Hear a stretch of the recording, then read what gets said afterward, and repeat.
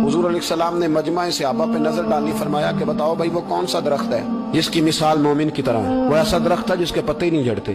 हजरत अब्दुल्ला इब्न उमर रदी अल्लाह तआला अन्हु फरमाते मुझे जवाब आता था कि वो खजूर का दरख्त है। कहता पीछे हटें आप, मैं बताता हूँ आपको इसका जवाब। हजरत अब्दुल्ला इब्न उमर कहते मुझे पता था कि वो खजूर का दरख्त है, लेकिन मेरे वालिद बैठे थे, अबू बकर सिद्दीक बैठे थे, मौला अली बैठे थे, सहाबा बैठे थे। आप फरमाते हर एक मुझसे बड़ा था, तो मुझे मेरे अदब ने इजाजत नहीं दी कि मैं जवाब दूं।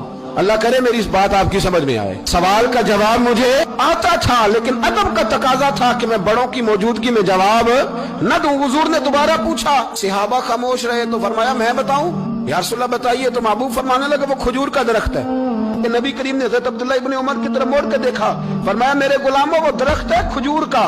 अब्दुल्ला को जवाब आता था, इसे पता था कि वो खजूर का दरख्त है, लेकिन तुम्हारे अदब की वजह से ये खामोश रहा। मेरे रसूल करीम अलैहिस्सलाम के गुलाम जिनके इल्म पर मेरे नबी को इतना एतमाद है कि हुजूर ने फरमाया मैं इल्म का शहर हूँ और अली उसका दरवाजा है।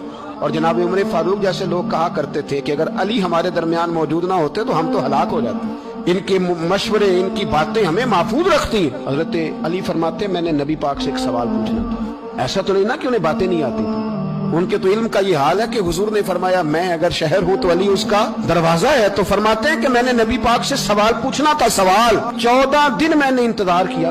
हर रोज मैं मस्जिद में जाता, घंटों बैठता, पर 14 दिन इंतजार किया। क्यों? फरमाते मेरे दिल में ख्याल आता था कि कोई और आए, वो वाला मसला पूछ ले तो मेरे वाली बात भी हल हो जाए, मुझे हुजूर से पूछना ना पड़े, कोई और पूछ ले ताकि मुझे ना पूछना पड़े। फरमाते हैं 14वें दिन एक बद्दू आया, उसने आके नबी करीम अलैहिस्सलाम से सवाल वो पूछा जो मेरे दिल में था।